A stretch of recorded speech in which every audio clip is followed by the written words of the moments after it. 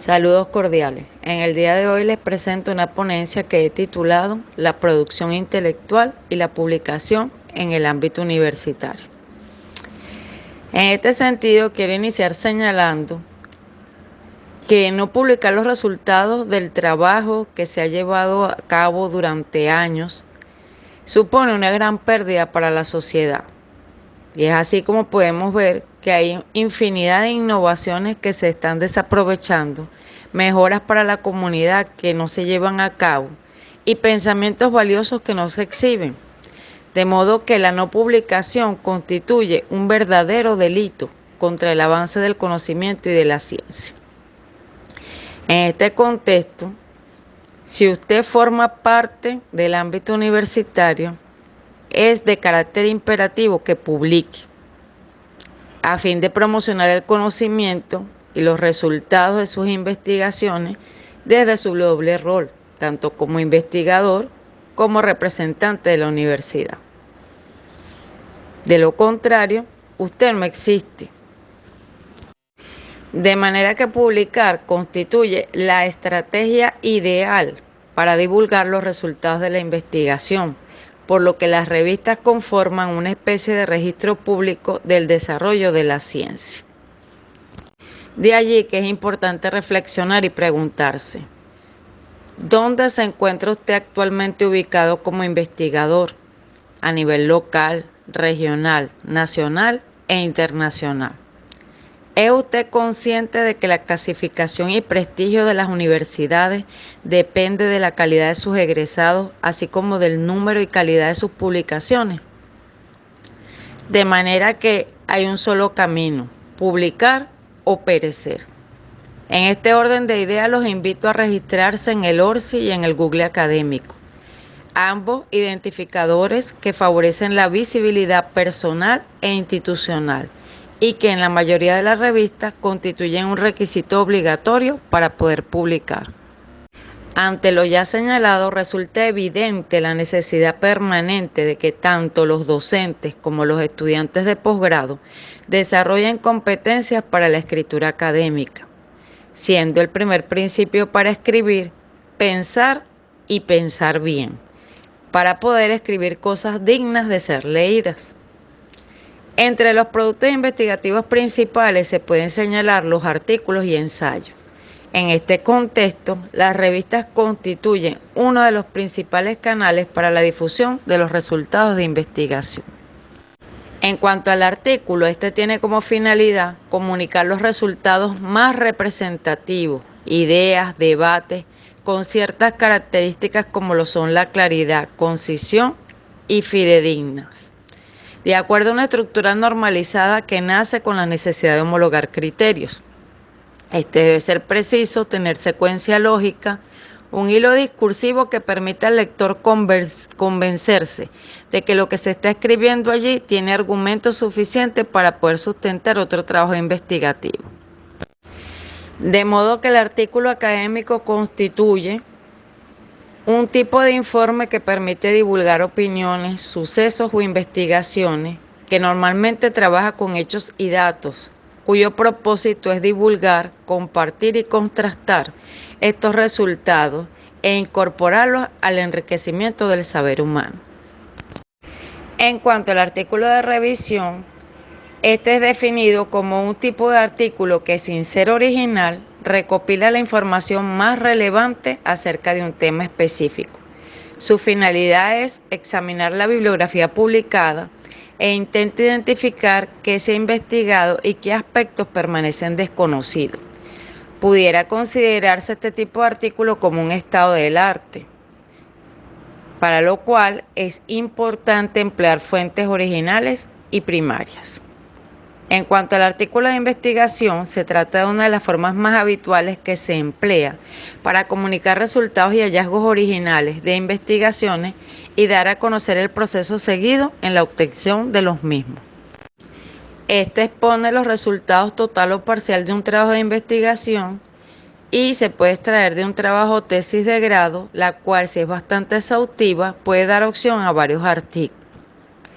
Aquí quiero señalar que el hecho de que se pueda partir de una tesis para hacer uno o varios artículos no implica que el artículo va a ser igual a la tesis.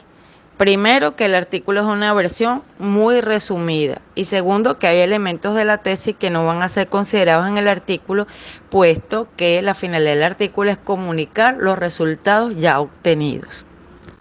Entonces, tenemos que el artículo de revisión es producto de una investigación documental y el artículo denominado de investigación producto de una investigación de campo, caracterizándose el primero por tener una extensión más larga que el segundo.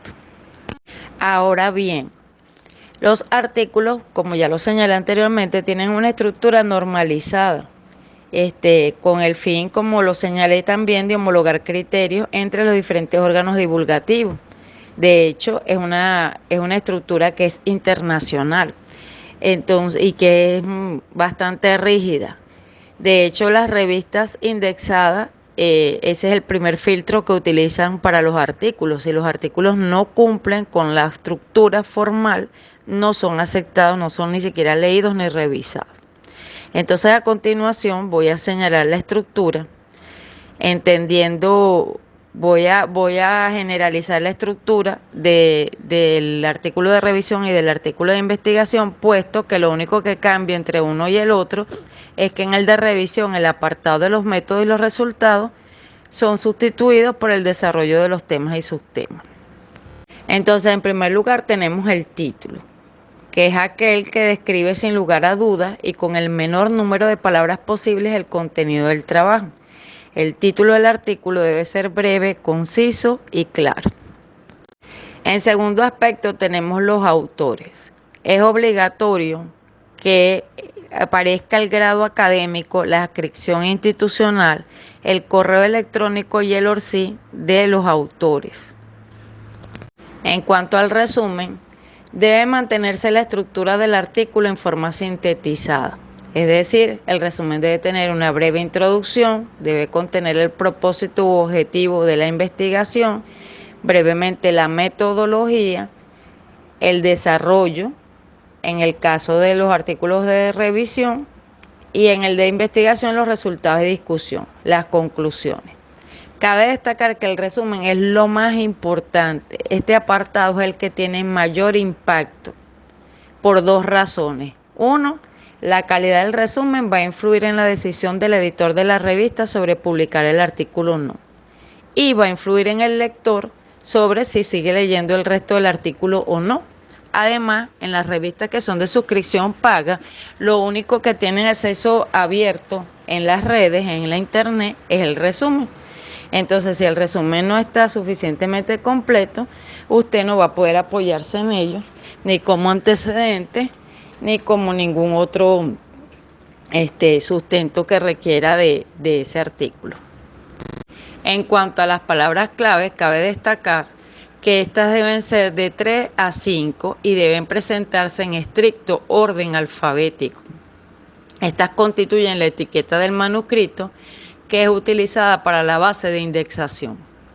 En el apartado de la introducción debe describirse el problema, el propósito y la justificación, explicar qué es lo que se ha investigado acerca del tema, es decir, los antecedentes, la forma como se ha explicado, es decir, las teorías y la estructura del artículo.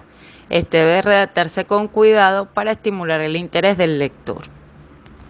En el apartado de la metodología hay que relatar todo lo que se hizo para estudiar y resolver el problema y alcanzar el objetivo de forma breve, concreta y puntual. En cuanto al desarrollo, que como ya señalé pertenece al artículo de revisión, este tiene como finalidad principal desarrollar las características básicas de los subtemas planteados y las relaciones existentes entre ellos. Se puede presentar esquemas, figuras, cuadros que agrupen o sinteticen la información presentada para hacerla más atractiva y asimilable. En cuanto a los resultados, se trata de una sección corta que expone los datos con claridad mediante el uso de diagramas, figuras, tablas, cuadros, matrices y gráficos. La discusión, por su parte, supone una valoración general de los resultados y de sus partes. Se trata de interpretarlos y generalizarlos con base a estudios previos. Las conclusiones deben presentar generalizaciones y principios que se deriven del tema. Y en cuanto a las referencias, estas recogen las obras y autores citados a lo largo del texto. Únicamente los autores que se han citado en el artículo y deben de ser presentados en estricto orden alfabético. En este sentido, la normativa señala que en el artículo de revisión debe citarse por lo menos 30 autores. Es decir, es más exigente en cuanto al número de referencias porque justamente se trata de una revisión de documentos. Como lo señalé anteriormente, aquí describí cada aspecto del apartado abarcando tanto los elementos del artículo de revisión como de investigación, entendiendo que la estructura del artículo de revisión es título, resumen, introducción, desarrollo, conclusiones y referencias, y la de investigación, título, resumen, introducción, materiales y métodos, resultados y discusión, conclusiones y referencias, que es la estructura INRI. Ahora bien, si revisamos algunas revistas indexadas, vemos que en el artículo de investigación algunas revistas permiten que se incorpore el apartado del desarrollo y viceversa. Algunas revistas permiten que en el de revisión o piden que en el de revisión se agregue el elemento del apartado de los materiales y métodos. Entonces la doctora Crisálida Villegas propone trabajar una estructura única, que es la que yo más o menos sinteticé en la lámina, que tiene una forma de pirámide. Es decir, incorporando cada uno de los elementos en ambos. ¿Qué propone la doctora Crisálida? Que en el de revisión, en lugar de hacer un desarrollo, se presente en forma de resultado y discusión. Obviamente, la recomendación de mi parte es que antes de escribir un artículo se seleccione, a cada revista se piensa enviar el artículo para escribir de una vez adaptado a las normas que ellos establecen y así no perder el tiempo y garantizar que su artículo pueda ser publicado, porque como lo dije al inicio, en el caso de los artículos y de las revistas, la parte formal es sumamente importante a tal punto que ellos no leen los artículos si el artículo no cumple con la forma. Entonces, lo ideal es que nosotros primero seleccionemos la revista, la temática, la convocatoria de la que se trata, porque hay revistas que trabajan por convocatoria, es decir, tienen un tema base, por ejemplo, la seguridad ciudadana, pero entonces convocan cada número para un aspecto específico de la seguridad ciudadana.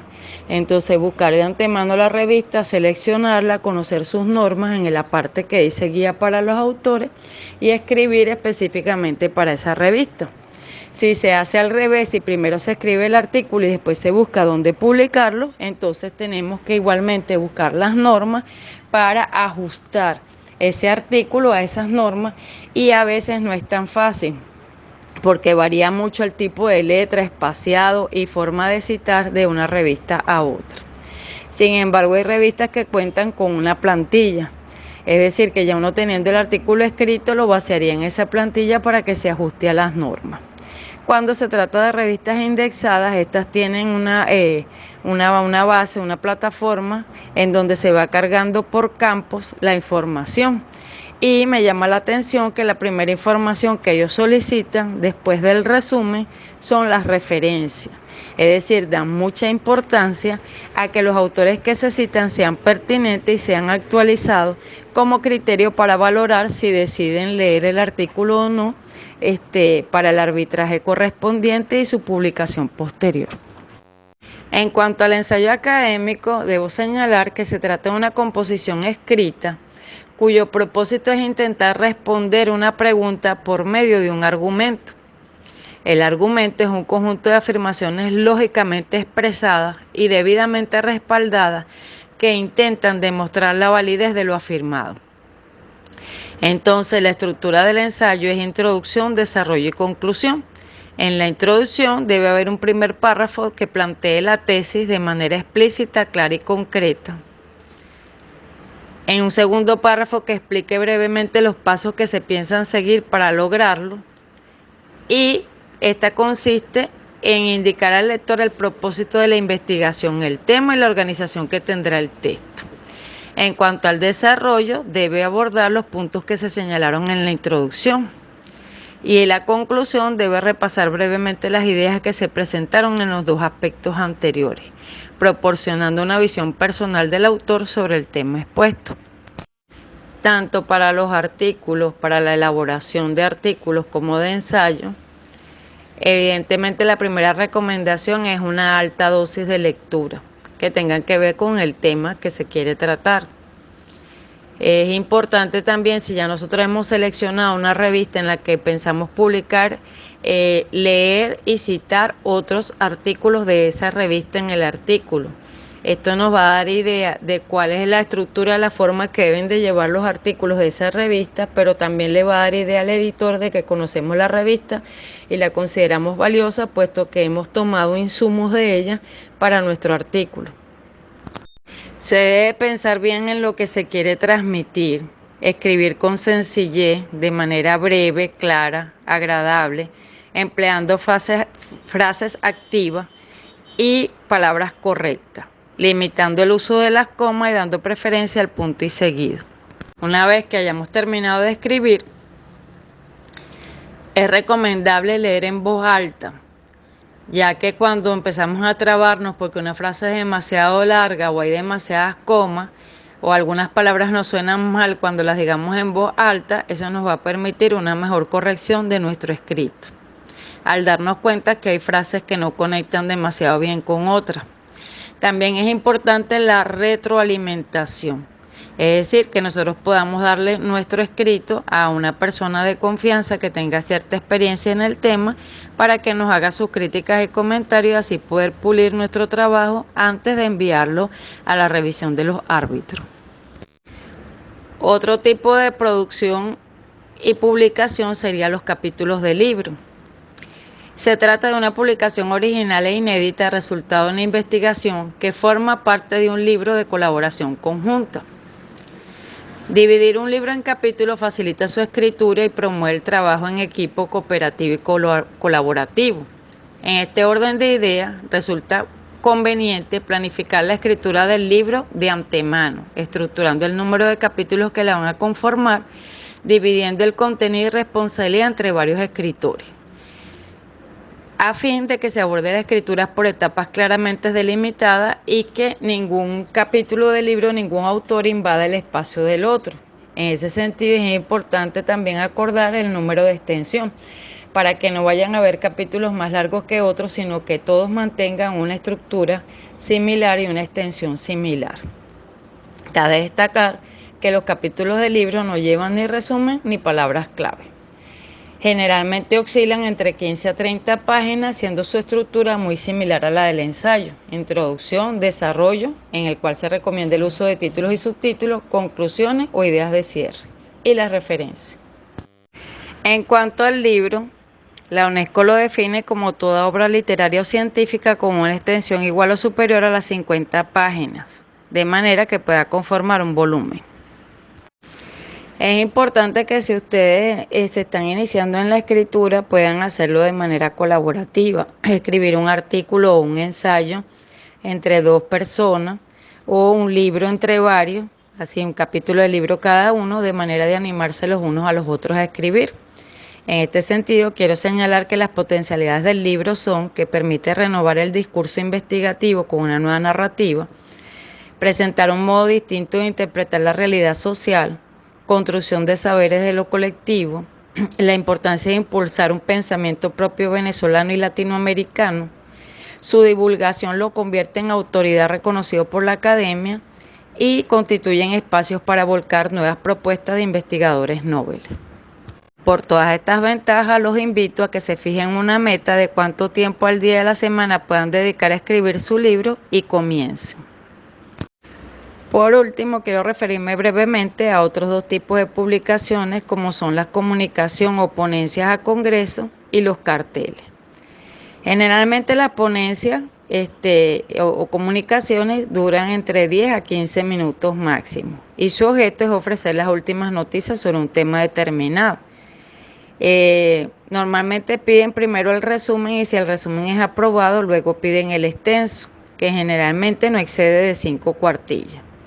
ya que elimina la mayor parte de los detalles metodológicos y de la revisión bibliográfica, concentrándose en la presentación de los resultados de manera breve y atractiva, señalando los aspectos más destacados. Su esquema abreviado es problema, métodos, resultados, significado de los resultados. Y como siempre van a haber unas normas específicas del evento o congreso que se deben observar.